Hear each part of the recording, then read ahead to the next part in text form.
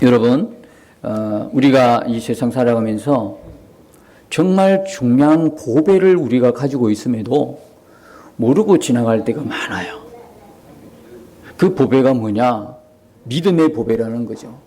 그 보배가 뭐냐? 사랑의 보배라는 거죠. 여러분, 우리가 이 세상 살아가면서 지위가 높은 사람, 또는 많이 배운 사람, 또 우리가 흔히 예를 들어서 병원에 가서 아주 실력이 있는 의사 앞에 가면 나도 모르게 의기소침하잖아요. 저분은 참 많이 배웠고 또 의사고 또 저분은 판사고 검사고 지위도 높고 지식도 많고 나보다도 더 많이 가졌고 이렇게 생각하면 여러분 마음이 어때요? 여러분 마음이 쉽지 않죠. 그 자리에서 조금 쪼그러드는 느낌이 들어요. 근데 여러분 한번 생각해 보세요.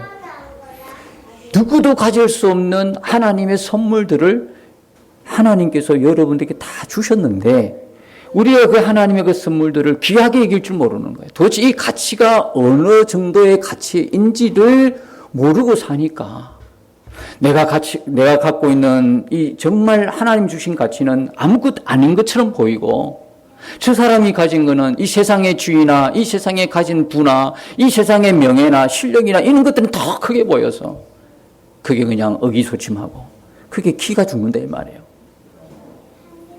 여러분 생각해 보십시오. 그가 하나님의 사랑을 받지 못했고 그가 하나님이 주신 믿음을 가지고 있지 않는다면 그가 누리는 거는 여기 이 세상과 함께 멸망하는 거, 끝나는 거거든요.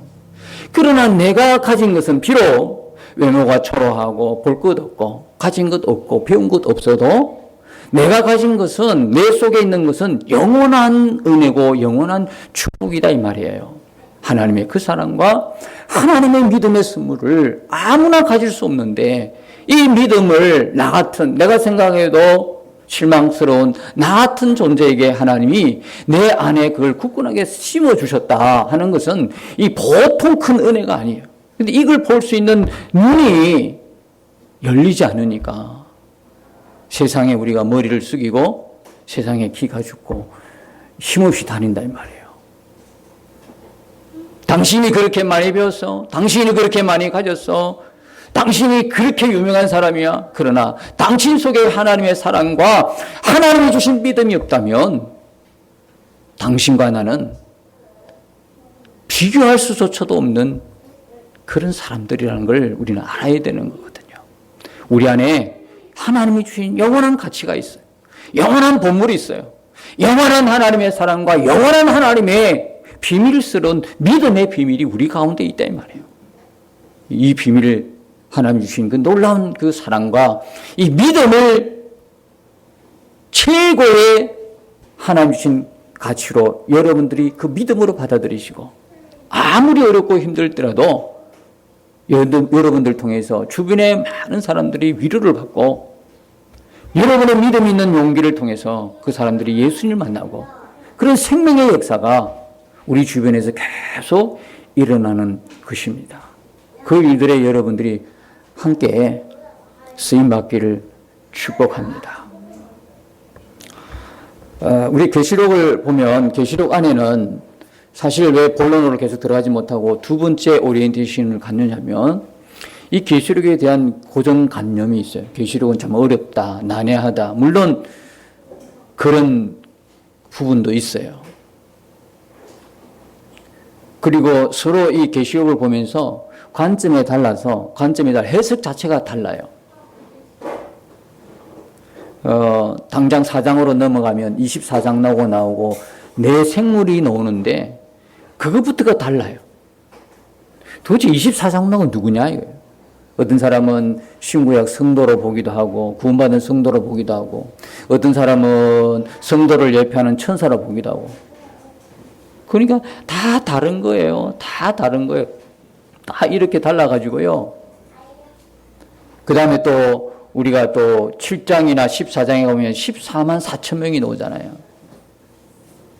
흔히 신천지가 잘 쓰는 14만 4천. 저는 계시록을 하면서 어쩌면 이단들이나 또 신천지 이들의 미혹에 대해서 여러분들이 준비하기 위한 그런 계획도 있어요. 왜? 여러분들이 계시록을 바로 알면 아무리 신천지나 이단들이 여러분을 미혹해도 절대 넘어가지 않으니까. 그런 부분들이나 또 특별히 보면 12장에 너는 여인이 누구냐 뭐 그런 내용들. 거기다가 더 불을 지피는 건 20장 이후에 소개되는 천년왕국인 거예요. 너무너무 달라요. 이건들이요. 그래서 천년왕국도 이게 어떤 사람이 이렇게 주장한다고 해서 틀리다고 말하지 못하는 게 지금까지 교회사나 지금까지 어떤 이 기독교 역사에서 다 그냥 교단마다 틀리고 또 유명한 신학자마다 다 틀려버리니까 여러분 이단들이 왜 다 성경을 전체가 이렇게 우리는 전체적으로 보잖아요. 창세기부터 계시록까지 보는데 왜 이단들은 하필이면 계시록만 들고 놀까요?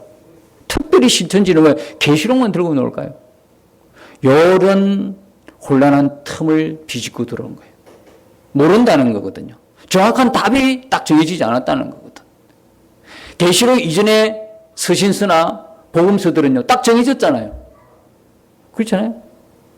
그거는 더 이상 어떻게 다른 의견을 제시할 몇 부분을 빼고는 다 이렇게 정통적인 해석을 따라가니까 그건 손댈 게 없어요. 근데 계시록만큼은 다 다르니까 그 틈을 비집고 들어 이단들이. 또 계시록은 모르니까 모른다고 생각하고 그렇게 들어와가지고 막 마음껏 주장하는 거죠. 그리고 심지어는 지난 시간에도 말씀드렸습니다만 이 계시를 예수님께서 성천 전에 주신 계시로 끝나지 않고 성천 후에도 계속 계시를 준다고 하면 우리는 지금도 계시를 받아야 되는 거예요.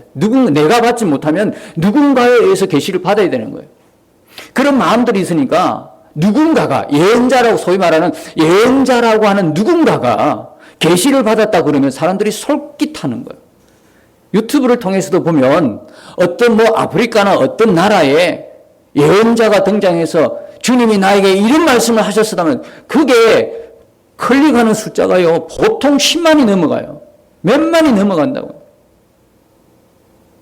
그냥 우리 보통 설교에는 몇 사람이 안 되지만 어떻게 그렇게 계시라 그러면 그게도 다 그냥 다 눌리고 구독 눌리고 좋아요 눌리고 그게 또 보고 시청하고 그래요.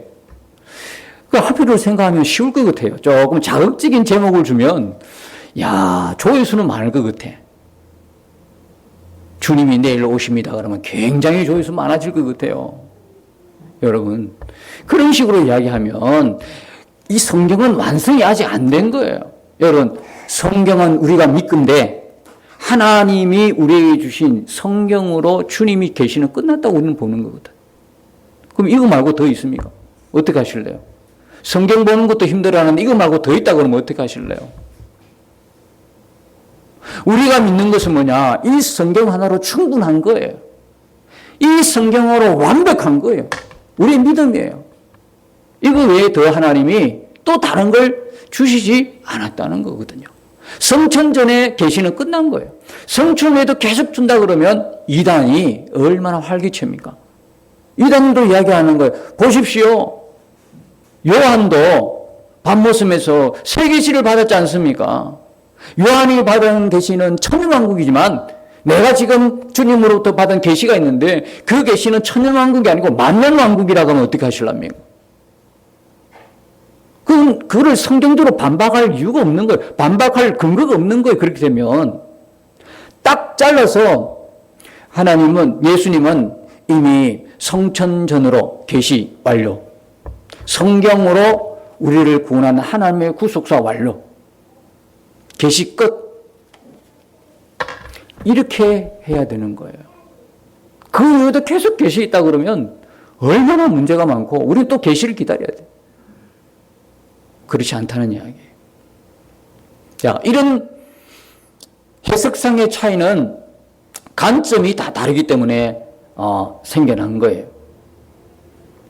뭐 역사적 관점이 있고 시대적 관점이 다 다르다 보니까 이렇게 사람들이 뭡니까? 해석마다 다 다르는 거예요. 이게.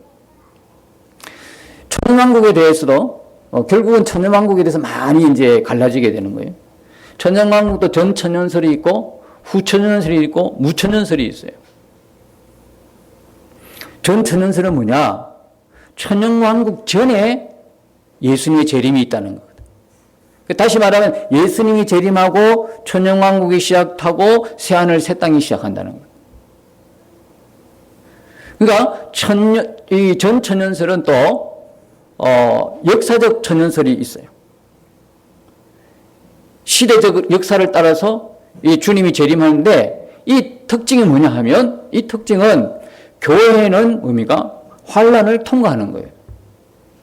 교회는 7년 환란을 통과하고 예수님이 재림하시고 그때 재림과 휴거가 동시에 일어나고 그 뒤에 천년왕국이 시작되어서 예수님과 함께 천년 동안 왕노릇한다. 이런 설이 역사적 전천연설이에요. 또 전천연설에는 또 한 가지가 있는데 세대주의적 전천연설이 있어요.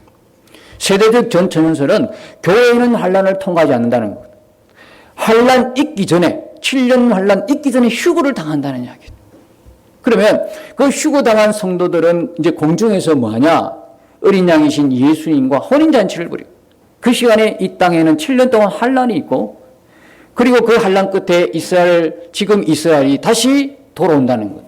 하나님께로 돌아온다는 것. 그러고 나서 천년왕국이 시작한다는 이야기예요. 후천연설은 뭡니까? 후천연설. 천년왕국이 먼저 시작되고 천년왕국 끝에 예수님 재림한다는 거거든. 여러분 천년왕국은 하나님의 나라를 말하는 겁니다. 굉장히 긍정적으로 역사를 보는 거죠. 지금은 이렇게 불신자들이 많고 교회를 대적하고 예수님을 하나님의 그 일들을 대적하는 사람들이 이렇게 지천에 깔려 있는데 천년왕국이라는 건 다시 말하면 그런 사람들이 없다는 이야기거든요. 하나님의 통치가 온전히 이루어져 가지고 모든 사람들이 기독교인이 된다는 이야기거든요. 그 설이 바로 뭐냐면 후천연설이에요. 그러고 나서 예수님 재림하고. 그런데 무천연설이 있어요. 무천연설. 그렇게 천년이 없는 거예요. 성경의 계시록 20장에 등장하는 그 천년왕국이라는 것은 뭡니까? 문자적으로 볼 게 아니라 상징적으로 예수님과 그의 믿음의 사람들이 통치하는 것을 상징적으로 봐야 된다는 거거든. 이게 무천연설입니다. 무천연설은 그렇게 이 세상의 역사를 낙관적으로 긍정적으로 보지 않습니다. 후천연설하고 달라요. 무천연설은 뭐냐? 가면 갈수록 이 세상과 인류의 역사는 악해지는 거거든. 더 대적하게 되고 더 불신하게 되고 이렇다는 거예요. 무천연설은. 그런 끝에 뭡니까? 예수님이 재림해서 악한 자는 심판하시고 성도들은 구원하시고 이게 무천연설인데 이 무천년은 예수님의 초림 그리고 예수님의 재림 요 사이가 천년이다. 그렇게 보는 것입니다. 그러니까 어떤 기간의 날짜를 보지 않고 문자적으로 보지 않고 이 천년을 초림과 재림 사이를 천년으로 보는 거예요. 그래서 베드로 후서에 보면 천년이 하루 같고 하루가 천년 같으니 그러니까 이제 베드로도 하나님의 그 시간표를 알았다는 이야기예요. 천년이라는 게 단순하게 날짜의 천년이 아니라 그죠? 그 천년이란 그 세월은 초림과 예수님이 다시 오시는 그 기간을 하나님은 천년이라 보셨다. 이렇게 말하는 거죠. 자, 이렇게 보기 때문에 성경 자체가 다른 거예요. 성경 자체가 요한계시록 여러분 쭉 읽어가면서 어쩌면 전천연설에 가까운 내용들이 있어요. 그죠? 중간에 보니까 요한계시록 1장에서 3장까지는 무난한 내용이에요. 지금 교회를 향해서 말씀하시는 내용이니까. 근데 문제는 4장에서 20장 6절까지가 문제거든요. 또 그 뒤는 문제가 아니에요. 20장 7절부터 22장 21절까지는 문제가 아니야. 마지막 절까지는. 왜? 예수님 재림하시니까. 예수님의 재림으로 끝나는 거거든요. 예수님의 재림으로 끝난다 이 말. 그리고 그 앞에 20장은 뭐냐면 마귀가 드디어 심판받고 멸망하는 걸 말하고 그리고 온전히 새하늘과 새 땅이 이루어지는 예수님의 재림과 함께 동시에 이루어지는 장면이 그 뒤에 오기 때문에 앞과 그 계시록 뒤는 별 문제가 아니에요. 그 해석상 어려운 것이 뭐냐면 4장부터 시작해서 뭡니까? 20장 6절까지가 문제인 거예요. 그러니까 이런 설을 주장하는 사람들이 그 사람들의 눈으로 바라볼 때는 그 사람들이 주장하는 그대로 이루어지는 거예요. 그 천년이 앞인가 뒤인가 왔다 갔다 하는 거예요. 그렇죠? 전 천년설, 후 천년설에 따라서 천년은 미리 시작되고 아니면 미리 시작해서 재림이 시작되고 이런 어떤 그 설에 따라서 관점에 따라서 달라진다는 이야기거든요. 자, 그러면 우리는 어떻게 봐야 되는가? 그리고 앞으로 우리의 계시록은 어떻게 진행할 것인가? 우리의 계시록은 우리가 보는 계시록 관점은요. 구속사점 관점입니다. 그러니까 성경 전체를 한 선으로 본다고 그랬죠. 창세기부터 계시록까지. 그리고 요한에게만 그때 딱 특별하게 주님이 따로 계시를 주신 것이 아니라 요한계시록은 신약 성경 복음서와 서신서들에 있는 그 복음 그대로가 어떻게 해요? 완성되는 부분이지 결코 새로운 어떤 복음이 주어지는 때가 아니라는 거예요. 또 하나는 뭐냐면 이 당시 요한계시록이 기록됐을 때는 초대교회가 극심한 박해를 받고 있던 때, 로마 도미티안 황제 때 가장 극심한 박해를 받고 있는 때란 말이죠. 그래서 그 가장 극심한 박해를 받고 있는 성도들에게 예수님께서 계시를 주시는데 어떤 계시를 주셨겠냐 이거죠. 너희가 지금 받는 그 박해나 고난은 아무것도 아니야. 앞으로 종말에 당할 고난은 지금보다도 수백 배야. 그러니 정신 바짝 차려. 만일 정신 바짝 차리지 못하고 너희들이 믿음을 지키지 못하면 너희들은 지옥이야. 그랬겠냐고요. 지금도 박해를 받고 있어요. 지금도 돌에 맞아 죽고 톱에 켜서 죽고 이 상상이 되겠냐고. 동물에 찢어 죽고 원형 경기장에서 예수님을 주라고 고백하는 그거 하나 때문에 로마 황제가 나의 주가 아니라 나는 죽어도 예수님이 나의 왕이시고 주인이시면 이 한마디 때문에 죽어간다 이 말이에요. 이게 우리가 지금 살아가는 시대에 이게 상상이 되냐고요, 이게. 그때 말할 거예요. 주님 어디 계십니까? 이들은 그때 죽어가면서 도대체 다시 오신다고 하는 주님은 지금 어디 계십니까? 그렇게 울부짖으며 죽지 않았을까요? 그러던 그들에게, 숨어있는 그들에게, 지하에 숨어있는 그들에게, 고난과 박해를 피해서 숨어있거나 계속 옮겨다니면서 복음을 전하는 그들에게 주님이 나타나셔서 너희들이 당하는 박해는 별거 아니야. 앞으로 당할 박해는 더 크고 심한 거야. 너희들이 끝까지 고난을 통과해야 구원받을 수 있어. 이렇게 이야기했다면 여러분 같으면 어떻게 하시겠어요? 어떻게 하시겠냐고 여러분 같으면. 우리가 하나님 앞에 떳떳하게 고개를 들고 하나님 내 잘했어요, 잘났어요 할 사람이 누가 있겠어요? 하나님 앞에만 서면 왠지 사람들 앞에 서면 뭐 자랑할 게 있는데 하나님 앞에 서면 자랑할 게 없다는 걸 알게 되는 거거든. 내가 구원받은 것은 내가 잘나서 구원받은 것이 아니라 하나님의 알 수 없는 자비로움과 나를 향한 특별한 그 사랑과 은혜로 구원받은 걸 아니까 하나님 앞에서 고개를 쳐들고 내가 잘나서 구원받은 것처럼 뻐길 사람이 누가 있겠냐. 그렇지 않아도 어깨 축 처져 있는 내가 하나님을 위해서 살지 않았구나. 내가 기도도 못했고 말씀도 그렇게 보라고 했는데 말씀도 못 받고 하나님 앞에 정말 부끄럽다 그랬는데 예수님이 나타나셔서 혀를 껄껄껄 차시면서 참 안타깝다. 너 쳐다보니까 실망스럽네. 이러면 여러분 처진 어깨가 더 세워지겠어요? 처져지겠어요? 축 처지죠. 죽었다 생각하지 않겠어요? 그런데 하나님 앞에 죄스러움과 하나님의 부끄러움을 갖고 여러분 꼭 죽어서 몸이 죽고 영원히 하나님의 보좌 앞에 가야 하나님을 만난다 할 수 있겠습니까?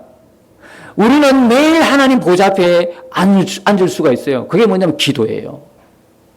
그게 예배라고요. 우리가 여기서 기도하면요, 바로 여기 장소는 여기지만 하나님 보좌 앞에 있는 거거든요. 하나님 앞에 있는 거거든요, 기도를 하는 것은. 그러면 여러분이 기도를 안 해서 그렇지, 기도를 하는 사람이면 매일매일 이걸 느끼잖아요. 어깨가 처진 채 내가 오늘도 하나님 뜻대로 살지 못했어. 믿음대로 살지 못해가지고 마음이 무거운 채 하나님께 기도하고 죄송스러워요, 하나님. 제가 부끄럽습니다. 이러는데 예상 못한 말씀을 하시는 거예요. 응? 무슨 말씀을요? 너가 너무 자랑스럽다는, 내가 너를 기뻐한다는 거거든. 수고했다는 거. 내가 돌아볼 때 수고한 게 아무것도 없어. 이렇게 놀아도 되나? 이렇게 주님을 믿은 지가 오래됐는데 전도 한번 안 하고 복음하면 전하지 못하고 주를 위해 산다고 말은 하는데 그렇게 살지 못해서 마음이 무겁고 여기가 처져 있는 나에게 주님은 찾아오셔서 수고했다는 거. 정말 수고했다고 말씀하시는지 그 이유는 모르겠지만, 그러나 분명한 공통점이 뭐냐, 저와 여러분의 분명한 공통점이 뭐냐, 주님이 그 순간 우리에게 보고 수고했다 한마디에 우리는 바로 다 무너지는 거거든요. 다시 은혜의 붙임을 받는 것을 경험하게 되는 거거든. 책망하고 너 그거밖에 못해? 좀 더 열심히 할 수 없어? 그러면 좋을 것 같지만 희한하게 그런 메시지를 들으면 더 하고 싶어도 안 돼. 워낙 눌림을 받아가지고. 그런데 그 눌린 상태에서도 너 잘한다, 너 자랑스럽다, 수고했다, 나 너 보면 정말 기쁘다, 이런 메시지를 막 주님이 주시면요, 처져 있는 어깨가 확 세워지는 거예요.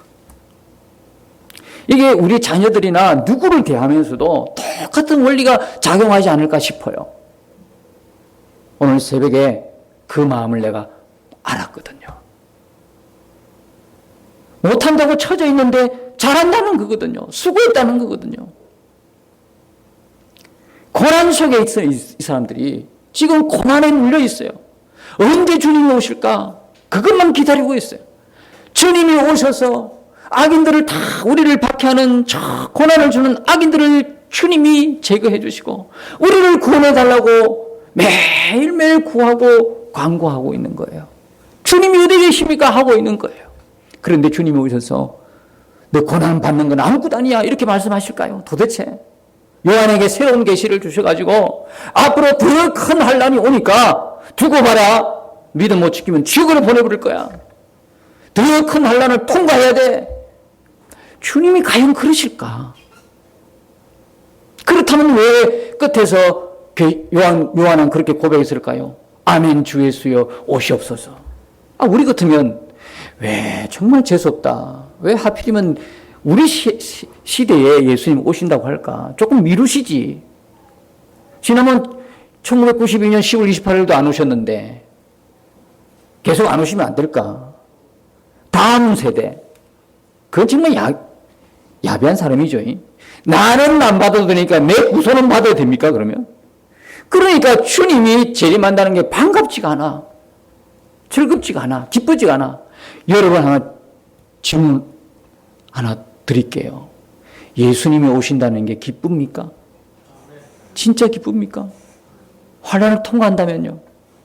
고난이 있는데, 지금 초대교회가 당하는 그 고난보다 더 큰 고난이 있다 그러면 주님이 오신 게 기쁩니까? 그때도 아멘 이렇게 하시겠습니까? 이건 진짜 생각 깊이 해봐야 되는 거예요. 그럼에도 그 고난에도 주님 오신 게 아멘이면 진짜 믿음의 사람입니다. 근데 내가 생각할 때는 이거 조금 생각해 볼 문제. 주님, 조금 드디어 오세요. 그렇지 않겠어요? 그런데 요한이 아멘 주 예수여 오시옵소서 했다 이 말이에요. 뭐가 됐다는 이야기예요? 소망이 되고 격려가 되고 위로가 되었는데 믿음이 되었다는 거거든요.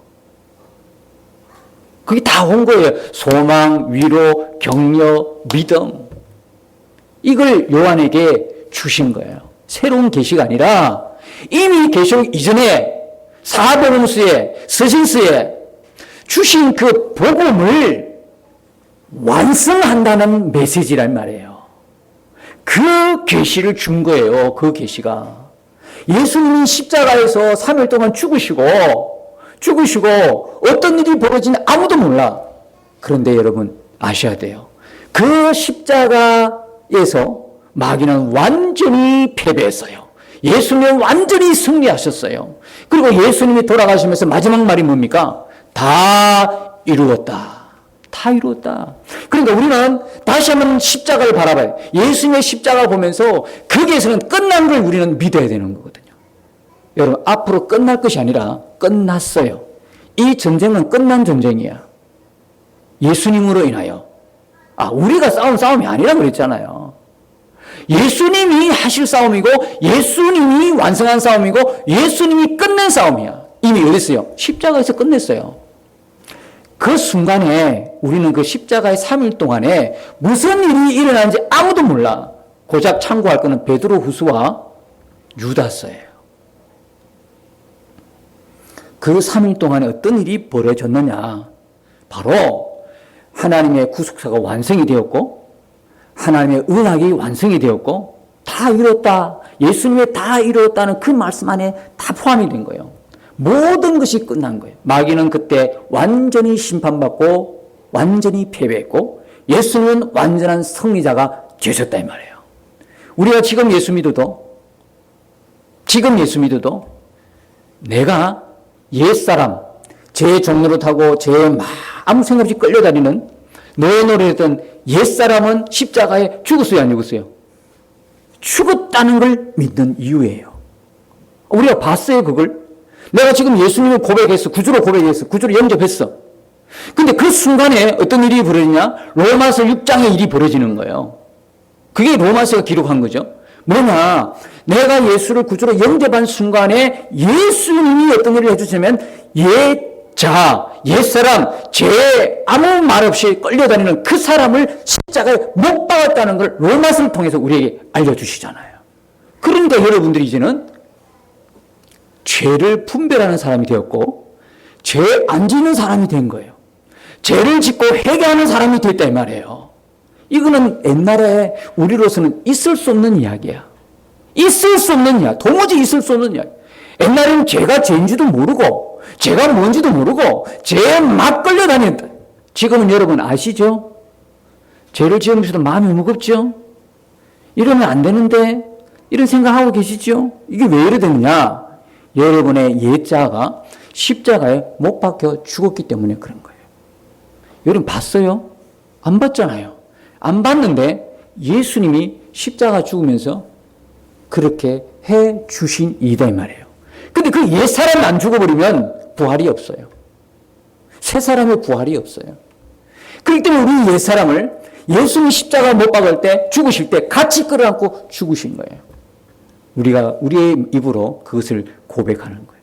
그래서 계시록도 예수님께서 계시록을 주신 그 요한에게 계시한 것은 뭐냐? 새로운 복음이 아니에요. 또 다른 복음이 아니에요. 주신 그 복음의 완성이에요. 십자가 3일 동안에 예수님께서 다 완성한 그 복음의 실체를 누구에게? 요한에게 계시함을 통해서 고난받고 있는 그 당시 초대교회 모든 교회 성도들이 그렇구나. 예수님이 십자가를 지고 이렇게 해놓으셨구나. 그리고 예수님의 십자가 3일 동안에 어떤 일이 벌어지냐? 구약 성도들이 구원받는 일이 벌어진 거예요. 이 사람들이 14만 4천이에요. 이 사람들이 12지파에 속한 구약의 이 사람들이, 그러니까 이 구약의 성도들은 우리들의 뭐가 됩니까? 거울이 되는 거거든요. 구약의 성도들이 구원받는 그것은 앞으로 누가 구원받는 거예요? 우리가 구원받는 거거든요. 순서로 보면 구약이 먼저고 신약이 뒤따라가거든요. 그러니까 구약 성도들이 십자가에서 어떤 일이, 십자가에서 예수님의 그 십자가로 인해서 구약 성도들이 구원받는 모습을 보고, 그게 이제 계시록의 4장 이후에 쭉 나오잖아요. 이제 앞으로 우리가 보게 될 텐데, 그 모습들은 곧 누구의 모습이냐? 앞으로 장차 우리의 모습이라는 거거든요. 구약 성도들은 우리의 거울이거든요. 그러니까 계시록에서 구약 성도들이 구원받는 그 모든 것들, 천상에서 예배하고 찬양하고 이런 모든 것들, 멜루관을 쓰고 이 모든 것들 우리 끝단 말이에요. 우리가 앞으로 장차 그렇게 될 거란 말이에요. 그래서 이 십자가의 능력이 얼마나 위대하다냐면, 구약 성도들을 구원할 뿐만 아니라 주님이 재림하실 그때까지 이 십자가의 피의 효력에 역사해가지고 이 구속의 완성 볼 때까지 이게 오늘 우리에까지도 다 그 영향을 미쳐가지고 우리도 똑같이 동일하게 구약 성도들이 구원받는 것처럼 우리도 그렇게 구원받게 하셨다는 거거든요. 십자가는 놀라운 겁니다. 우리가 그냥 3일 동안에 그냥 3일 그렇게 하시고 예수님이 죽으시고 장사 지내시고 부활하셨네 할렐루야 이렇게 넘어갈 부분이 아니에요. 여러분들 계시록을 통해 보면서 이 3일 동안 도대체 무슨 일이 일어났는지 우리는 이 계시록을 열면서 보게 될 것입니다. 그러면서 우리가 믿음을 가지게 되는 거거든. 그 초대교회 교인들이 환난과 어려움 속에 사도 요한은 신약 성도의 대표 인물입니다. 사도 요한이 초대교회를 끝나는 것이 아니라 계시록의 사도 요한은 신약 성도들의 예표이다 이 말이에요. 신약 모든 성도들에 해당되는 말씀이다. 그러니까 이제 이 복음이 이 3일 동안에 어떻게 완성이 되었는지 그리고 어떻게 성취됐는지를 앞으로 계시록을 통해서 보게 될 것입니다. 참고로 그때 죽어가면서 고난당하면서 예수님 어디 계십니까? 도대체 우리가 이 고난당하는데 예수님 어디 계십니까? 외쳤던 그 성도들의 구약 초대교회 그 고난당하는 성도들의 그 외침을 하나님이 들으셨는데요. 어떤 일이 벌어지느냐? 로마가 그렇게 교회를 핍박하고 성도들에게 고난을 줬던 그 로마가 313년에 기독교가 국교가 됩니다. 그 중간에 어떤 일이 벌어졌느냐? 극심한 박해가 벌어졌는데요. 옛날에 로마는요, 굉장히 음란한 도시였습니다. 그러니까 자녀들을 결혼시킬 때에 로마의 처녀들하고는 결혼을 안 시키고 싶을 정도였습니다. 어느 정도였냐면 결혼을 하고 아이가 태어나면 8일 만에 이 아이를 죽일 것인가 말 것인가의 생명의 선택권은 아버지에게 있거든요. 아이가 태어났는데 8일 만에 이 아이를 죽이도 되고 살려도 되는 권한이 아버지에게 있어요. 그 정도예요. 무슨 이야기냐? 내가 결혼해가 낳은 아이인데 이 아이의 출처를 모르는 거예요. 도대체 누구의 아이인가 모를 정도로 그렇게 음란한 때가 로마 때였다는 거예요. 그러니까 아이가 태어나면 8일 만에 이 아이를 죽일는지 말는지를 결정해야 되는 거예요. 그 정도로 문란하고 음란했던 시대가 그 시대인데, 그런데 이 사람들이 가만히 보니까 예수 믿는 사람들은 별거 아닌 거 가지고 죽어가고 있거든요. 별거 아닌 거란 자기들 생각에. 아니, 로마 황제를 주라고 한 번만 고백하면 살 건데 그 고백 안 하고 우리는 로마 황제가 우리의 주인이 아니라 예수님만이 나의 왕이시고 주인이십니다. 이 고백 한마디로 동물에게 찢겨 죽고 칼에 창에 찔려 죽고 굶어서 죽고 광야에서 죽고 뭐 가는 곳마다 죽는 거예요. 그들의 예수 믿는 것 때문에 그들을 기독교인들을 죽였지만 가만히 생각하면 할수록 이제는 문제가 그들 속에 일어나는 거. 도대체 저 사람들이 믿는 예수는 누군가? 왜 저 사람들이 한 번만 고백하면 살 건데 왜 저렇게까지 할까?